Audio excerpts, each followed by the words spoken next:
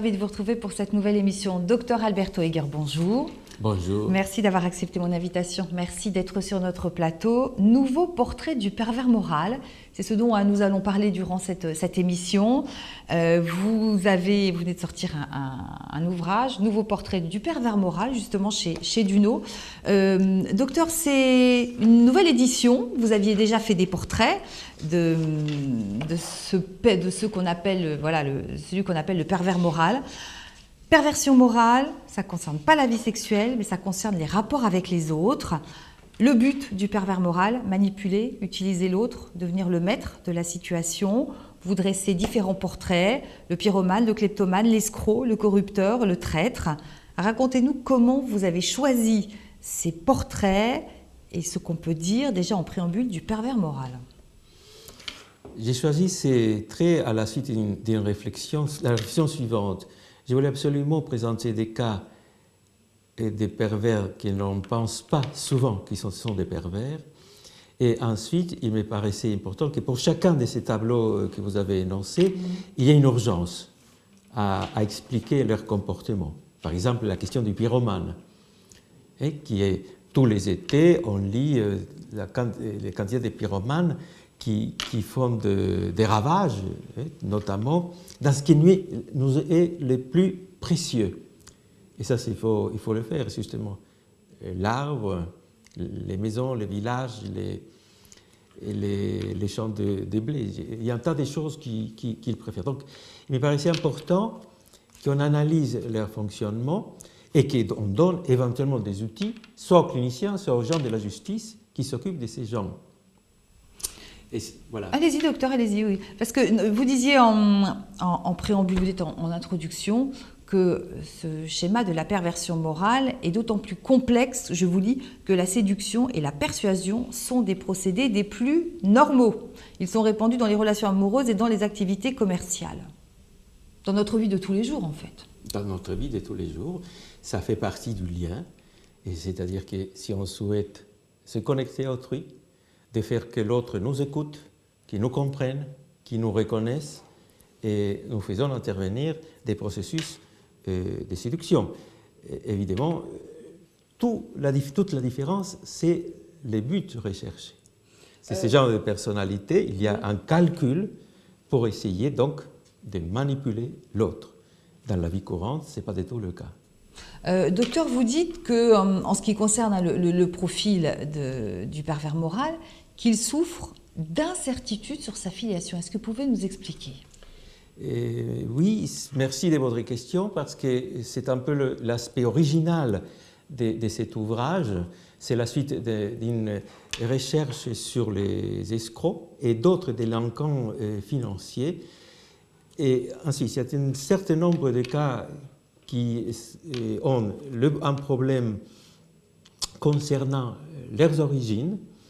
Ils n'ont pas eu dans leur enfance des figures paternelles ou maternelles, ou toutes les deux, stables, leur permettant de se sentir inscrits dans un lien de filiation concret.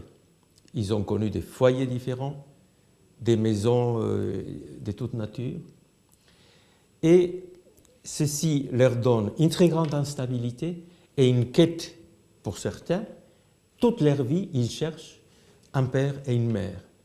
Certains se débrouillent beaucoup mieux, c'est-à-dire qu'ils s'installent dans des organismes de l'État. C'est peut-être une des virtualités de l'État, c'est de permettre justement qu'un certain nombre de gens qui sont très perdus dans la vie à cause de ce que je viens de dire puissent y trouver des références stables, solides, comme la police, comme l'armée, comme la Légion étrangère, etc.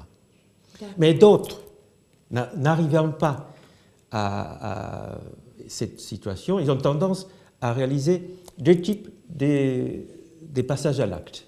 L'un, c'est la mystification, allant jusqu'à l'imposture, c'est changer d'identité, ou soutirer de l'argent à des tiers. C'est l'exemple de l'escroc, c'est ça. C'est à la fois quelqu'un qui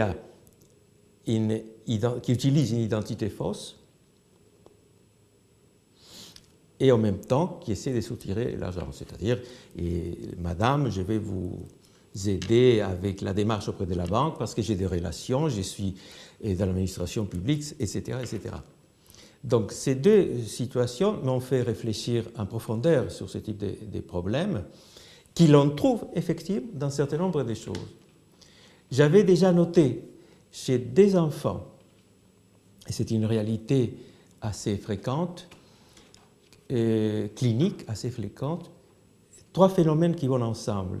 Chez les enfants mystificateurs, les enfants menteurs, mythomanes, le mot plus correct, et la mythomanie, et qui font des vols, parfois incompréhensibles, pour des raisons minimes ou symboliques, pas pour gagner. Et c'est souvent des enfants qui ont d'énormes problèmes, c'est le troisième point, autour de l'identité, parmi lesquels un certain nombre d'enfants adoptés, je ne dis pas que tous les enfants adoptés entrent dans cette situation, mais comprenons-le bien, il y a des adoptions qui sont parfois extrêmement traumatiques, et ce sont ces cas-là justement de ces enfants qui ont perdu des repères stables. Donc voilà. Ces deux situations, je les trouve, on n'est pas dans la perversion de l'adulte, on n'est pas dans la scroquerie éventuellement, ni dans d'autres perversions morales, mais ce qui me paraît que ces études m'ont conduit à trouver et expliquer ce que j'appelle les romans familiales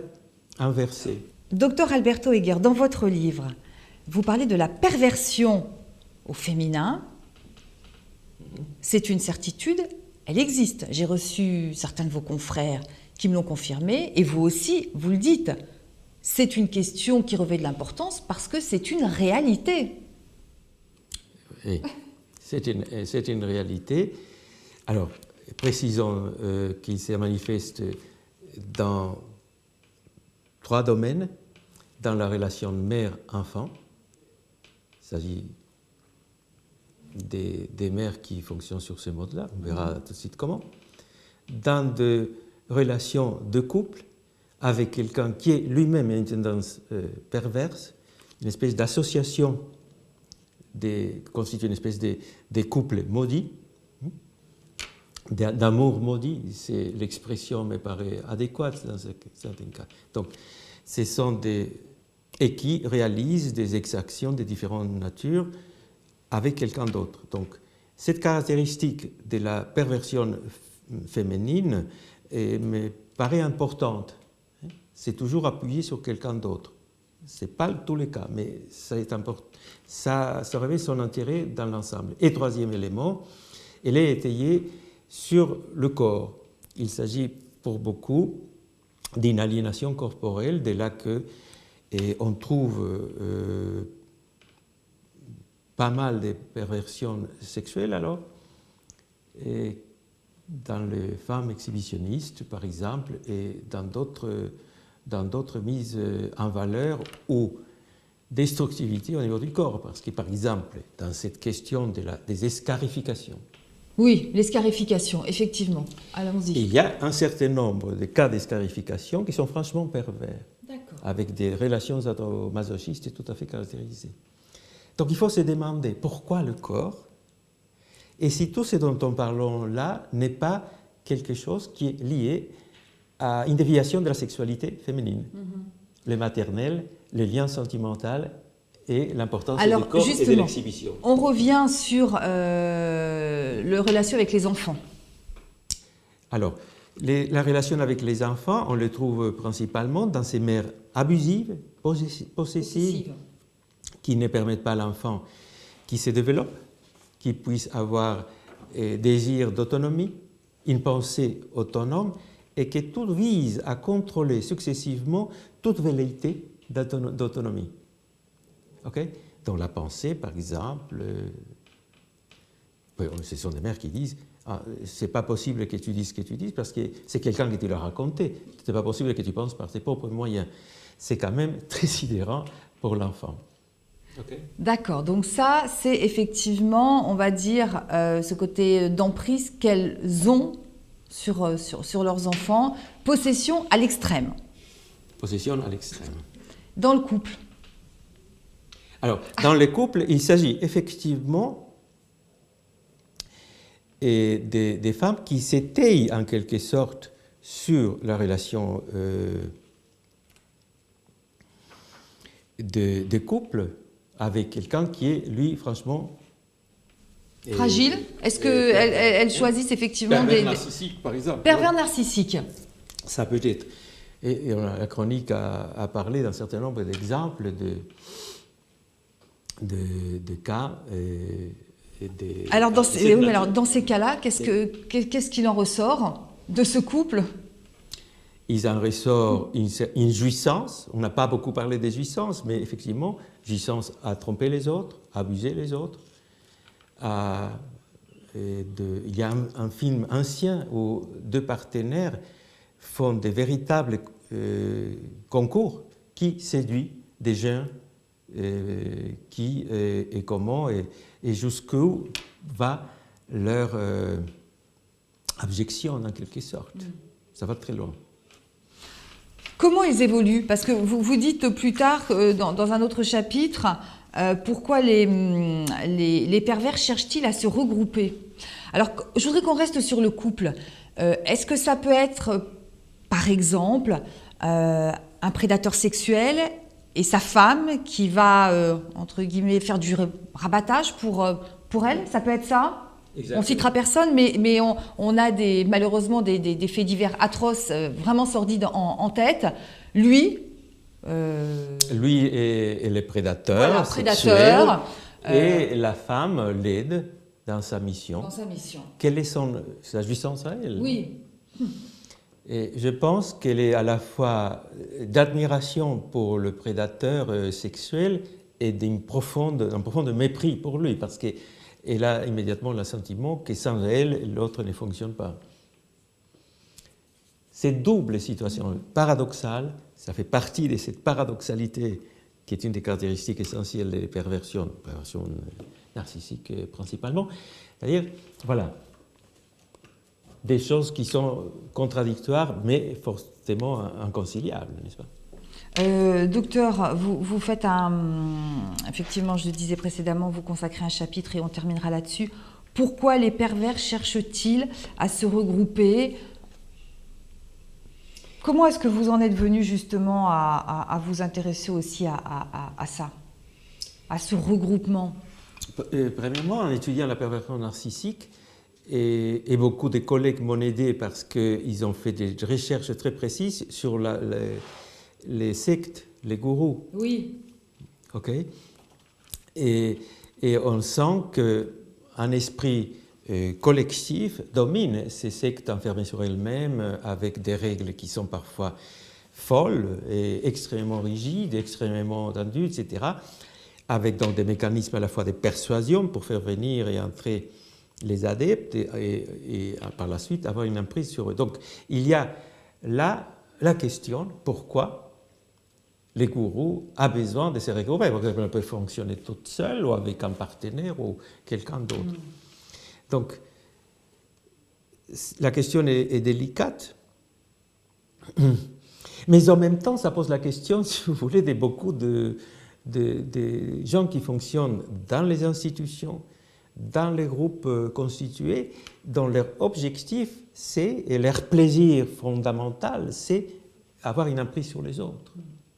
Je rappelle, votre livre, effectivement, est illustré de beaucoup de cas cliniques. C'est passionnant, voilà, donc ça s'appelle « Nouveau portrait du pervers moral ». C'est paru chez Duno. Allez, on termine avec votre conclusion. On va quand même rester sur une note optimiste.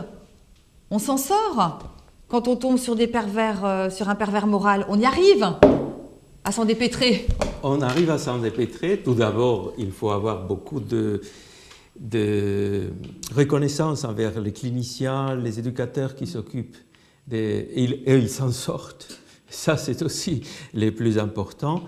Et notamment, il me paraît que la modernité du sujet nous conduit à penser qu'on peut donner des réponses cliniques pour ces gens, à la fois pour améliorer les conditions des victimes, leur permettre de réémerger, et à la fois pour les pervers narcissiques, car c'est une pathologie, et les pervers en général, c'est une pathologie dangereuse, parce qu'elle tend à nuire autrui. Oui, mais docteur, est-ce que il y a des gens qui sont, entre guillemets, irrécupérables?